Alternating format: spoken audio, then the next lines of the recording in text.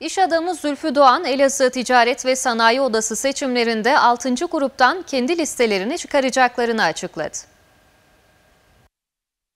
12 Kasım tarihinde gerçekleştirilecek olan Elazığ Ticaret ve Sanayi Odası seçimlerinde 6. gruptan kendi listelerini çıkaracaklarını açıklayan iş adamı Zülfü Doğan, seçimlerin Elazığ'a hayırlı olması temennisinde bulundu. ETSO seçimlerinin çok önemli olduğunu vurgulayan Doğan, Elazığ'ın artık kaybedecek bir saniyesi bile bulunmamaktadır. Bu nedenle arkadaşlarımızla yapmış olduğumuz istişareler neticesinde gördüğümüz lüzum üzerine Elazığ Ticaret ve Sanayi Odası seçimlerine 6. grupta kendi listemizle girme kararı almış bulunmaktayız dedi.